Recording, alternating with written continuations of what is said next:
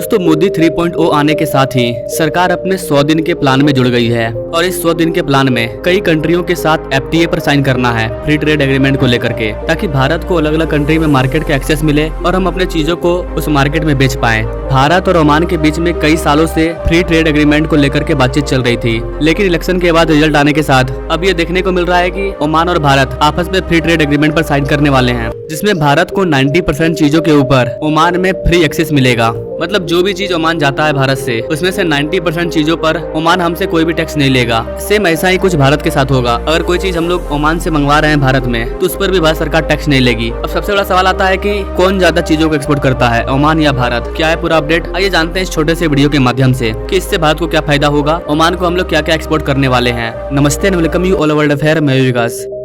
Now ये है world और ये है अपना प्यारा भारत, और यहाँ पर आपको गल्फ नेशन में ओमान दिखने को मिलेगा। भारत और ओमान के बीच का जो रिलेशन है वो काफी अच्छा है। ओमान और हमारे बीच में कॉम्प्रेसिव इकोनॉमिक पार्टनरशिप एग्रीमेंट पर साइन होने वाला है। ओमान भारत का 3rd लार्जेस्ट एक्सपोर्टर भी है। गाइस, ओमान एक गल्फ नेशन है, तो ओमान में बहुत सारा क्रूड ऑयल का प्रोडक्शन होता है और क्रूड ऑयल भारत की नीड है। ऐसे में अगर ओमान के साथ फ्री ट्रेड एग्रीमेंट साइन होता है तो हमें अल्टीमेटली इसका काफी ज्यादा फायदा होने वाला है। क्योंकि हम लोग ओमान से फर्टिलाइजर और भारी मात्रा में क्रूड ऑयल को इम्पोर्ट करते हैं, इसीलिए हमारा ओमान के साथ इम्पोर्ट ज्यादा है। और यही कारण है कि भारत प्रयास कर रहा था कि भारत को ओमान में फ्री एक्सेस मिल जाए, ताकि हम अपनी चीजों को ओमान में एक्सपोर्ट करें और अपने ट्रेड डेफिसिट को कम करें। ओमान से भारत आने वाला जो भी चीज है, जैसे कि gasoline, iron, steel, electronics and machinery, इन चीजों का दाम भारत में कम हो जाएगा। ओमान को हम लोग कई सारी चीजें एक्सपोर्ट भी करते हैं, जैसे कि rice, tea, coffee, dairy product, meat, steel product, कुछ मशीनरी इक्विपमेंट, कई सारी चीजें हम लोग ओमान को एक्सपोर्ट भी करते हैं। और अब भारत में हर चीज का मैन्युफैक्चरिंग हब बन रहा है, तो ऐसे में हमें बड़े बड़े मार्केट की जरूरत है, ताकि जो भी चीज भारत में बने उसे हम उन मार्केट में एक्सपोर्ट कर पाए, बेच पाए। इस फ्री ट्रेड एग्रीमेंट से दोनों देशों की जो आम पब्लिक होती है उन्हें फायदा होता है। अगर हम कोई चीज ओमान में भेज रहे हैं और वहाँ की सरकार उस पर टैक्स नहीं ले रही है, तो उनके मार्केट में हमारे चीजों का जो प्राइस है वो काफी कम होगा, जिससे कि वहाँ के लोग उसे पसंद करेंगे।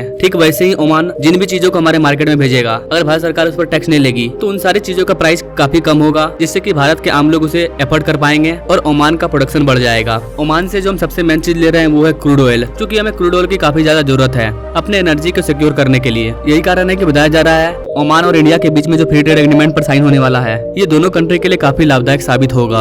अगर भारत और ओमान के रिलेशनशिप की बात करें तो भारत और ओमान का रिलेशनशिप काफी ऐतिहासिक है। ओमान के जितने भी सुल्तान हुए हैं उन सब का पढ़ाई लिखाई भारत में ही हुआ है। अब जब ओमान का सुल्तान खुद भारत पढ़ने के लिए आ रहा है, इसके अलावा सुल्तान अपने बच्चों को भी भारत में ही पढ़ने के लिए भेज रहे हैं, तो ऐसी कंडीशन में ओमान के जो आम पब्लिक है वो भी अपने बच्चों को पढ़ाने के लिए भारत भेजते हैं। यही कारण है कि भारत और ओमान का रिलेशनशिप काफी अच्छा है। इसी रिलेशनशिप की वजह से ओमान का दिकुम पोर्ट, जो कि चाइना के हाथों में जाने वाला था, वो चाइना के हाथों में ना जाकर के भारत को मिल गया। ये हमारे ऐतिहासिक रिलेशनशिप का ही कमाल है। इसके अलावा पाकिस्तान का जो ग्वादर पोर्ट है वो पोर्ट भी ओमान का था और उस पोर्ट को ओमान भारत को देना चाहता था, लेकिन उस टाइम हमारे जवाहरलाल नेहरू ने मना कर दिया, जिसकी वजह से ओमान ने ये वाला पोर्ट पाकिस्तान को दे दिया। अभी अगर पाकिस्तान का ग्वादर पोर्ट हमारे पास होता तो हम पाकिस्तान के घर में बैठ करके मुस्कुराते कि हम तुम्हारे घर के अंदर बैठे हुए हैं। लेकिन इतिहास में हमसे कुछ गलतियां हुई है, जिसकी वजह से अभी पछताना पड़ता है कि काश वो वाला पोर्ट हमारा होता ना। ओवरऑल देखा जाए तो भारत और ओमान का रिलेशनशिप काफी अच्छा है और आने वाले टाइम में हमारा जो बायलैटरल ट्रेड है वो भी और ज्यादा इंक्रीज करेगा। इसी उम्मीद के साथ इस वीडियो को विराम देते हैं। बाकी आप क्या सोचते हैं ओमान और भारत के बायलैटरल ट्रेड के बारे में, कमेंट जरूर कीजिए और ऐसे ही लेटेस्ट अपडेट के बारे में जानने के लिए हमारे चैनल से जो जुड़िए। Now thanks for watching. मिलेंगे अगले वीडियो में एक नई जानकारी के साथ, तब तक के लिए जय हिंद।